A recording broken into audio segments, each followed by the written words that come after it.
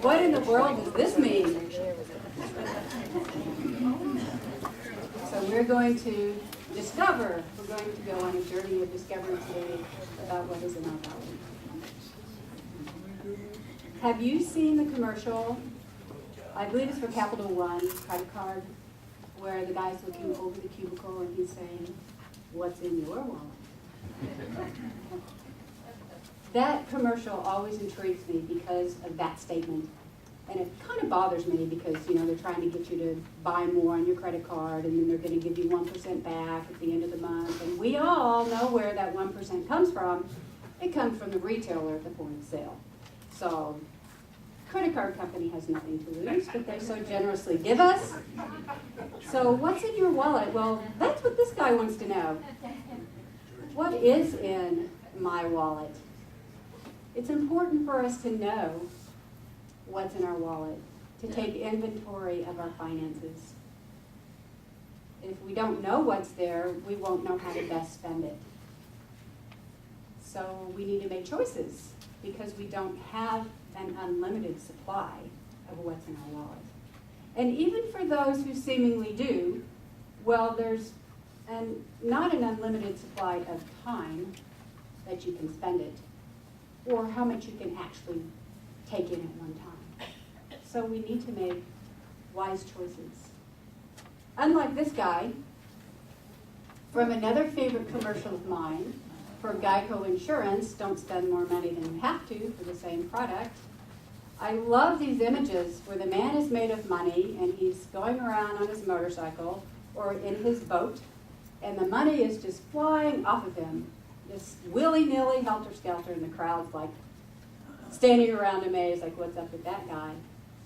So we want to be careful that we're not spreading our money around willy-nilly. I've been reading a book by Emily Cady, who was one of the founders of the Unity Thought movement. And she says this: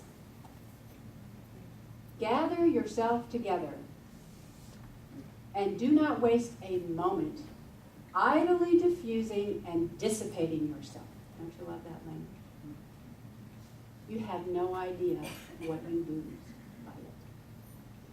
Now, she's not talking about money, and neither are we. We're talking about a value much different from that. A worth from within. And I really love the next picture. Because this is what we're going to do right now. We're going to take a look at the value that is in our belly. The yogis would say that the belly, behind the belly center, is the second and third chakra. The base chakra is the place, they say, where we feel a right to be here. That chakra is that assurance that we have just as much a right to be here as any other creature. And then moving up a little higher in the belly, in the second chakra, this is the place, they say, where we have the right to feel. And not just to feel emotions, but to feel our true self, to know who we are. And then a little bit higher up in the gut, we have the solar plexus.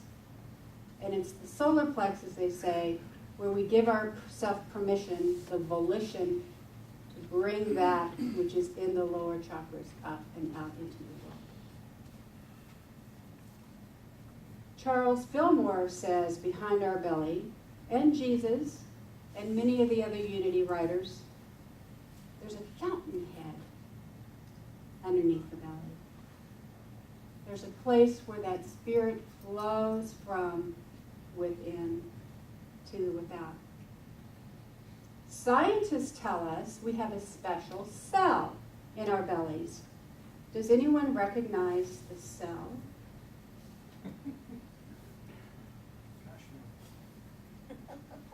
Right? This is the picture of a neuron. And a brain cell.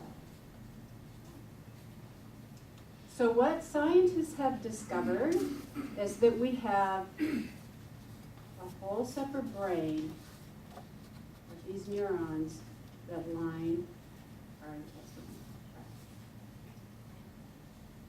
And amazingly, these neurons can reproduce. So they're referring it now as their second brain. But hasn't intuition kind of already told us that? So now science is affirming that when we feel those butterflies, because the brain says, I'm fond of that, it's responding to that second brain.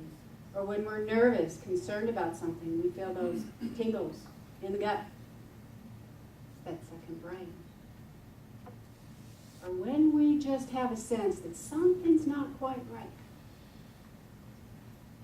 it's those brain cells talking to the upper brain. So we have a pathway going here, back and forth. Interesting side note, we also have taste buds in our gut. The good news is that the signal to carry it back to the brain doesn't go all the way back. So we don't have to retaste all of our food. But the intestinal tract does. So if we've consumed something that tasted good up here, but the belly's saying, not good, it's going to discard it right away. So if someone tries to insult you by saying, the only taste you have is in your mouth, you have a comeback now. So what do we do with all of this? What is the importance of that connection to the brain? Well, is it Charles who's coming up next? Charles says, you want to be yourself and you can be yourself only by living out your own life and finding its issue at the fountainhead. How do we do that?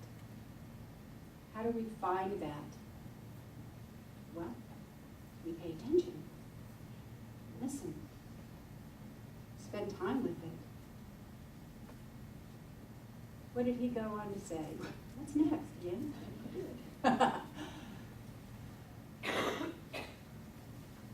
Aha! A key to how to draw it out. Spiritual understanding is the open sesame.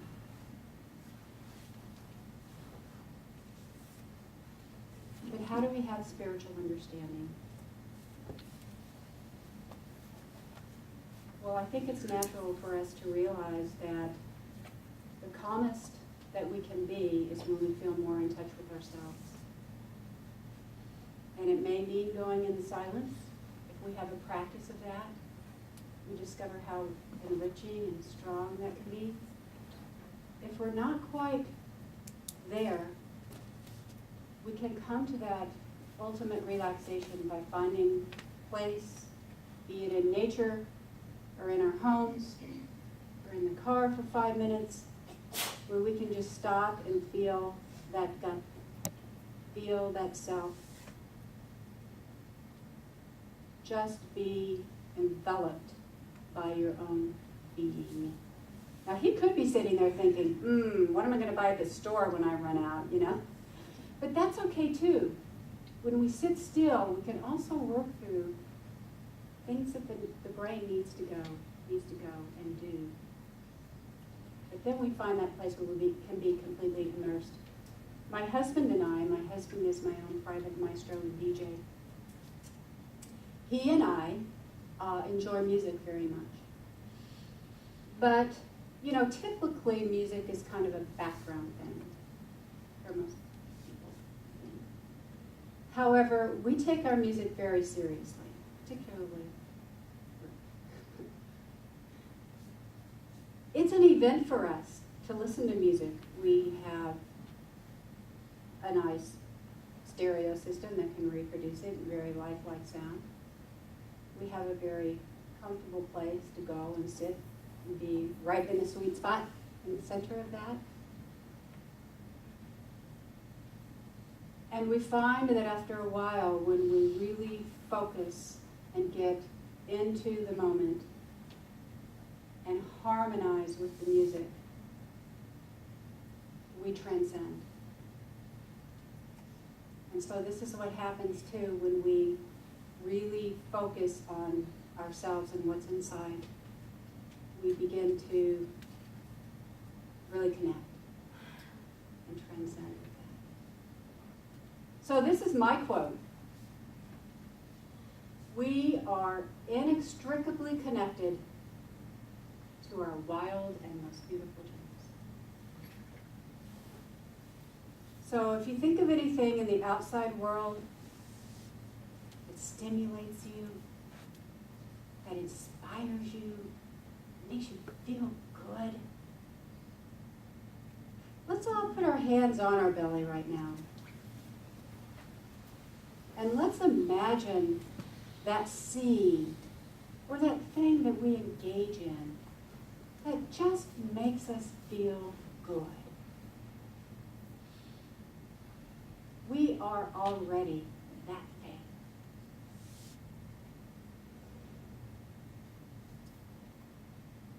Take a nice breath and just feel that as you imagine those things that you love in this life. Feel them in your belly.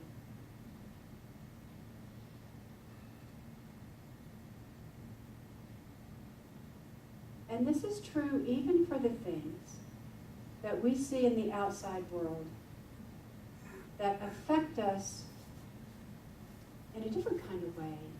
Maybe not a happy or joyful way. Maybe a way that draws up anger or sadness. There's so many opportunities for that. But we're not to turn a blind eye. We're to listen to that too. Because that is probably also part of us.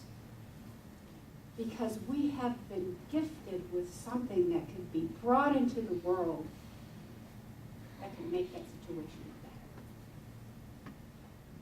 We can bring peace. We can bring intelligence. We can bring solutions. We can bring a new idea. We can bring compassion to those things that are calling us. And what happens if we don't?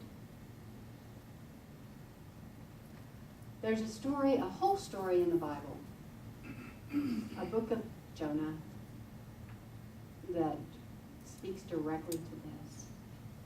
It's a metaphor, an allegory of what happens to us when we don't listen to that message that's coming up. We run, we self-sabotage, then we blame either ourselves or somebody else, and then we end up in the belly of the fish, inside of a whale. Well, what is that? In the shamanic worldview, the whale represents the earth.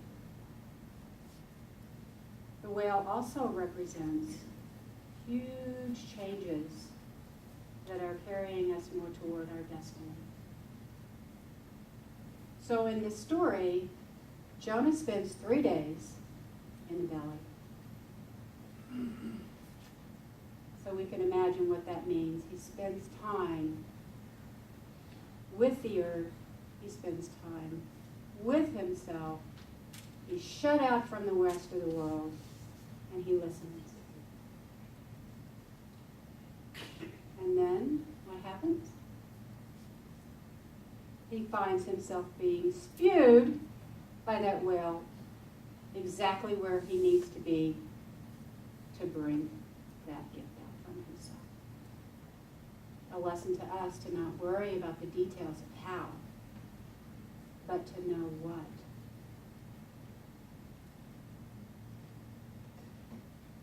So there's something inside of us yes, let's not forget Einstein. This man had the most rational mind, one of the most rational minds that we know of in the history of humankind. And yet, what does he say? The intuitive mind is the sacred gift.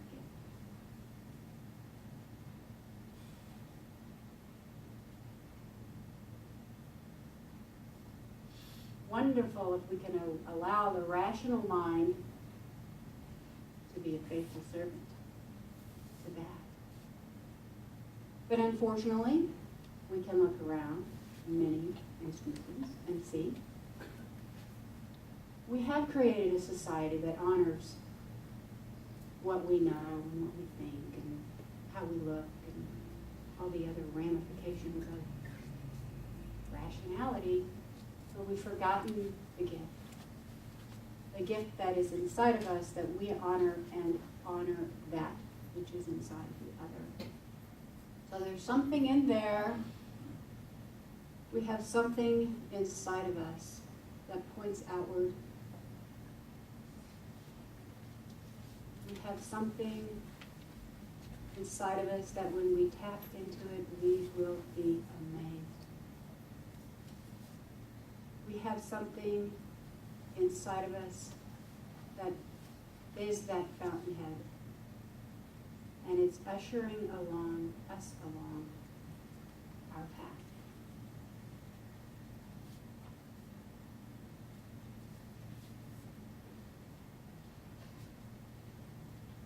The next slide might say it all.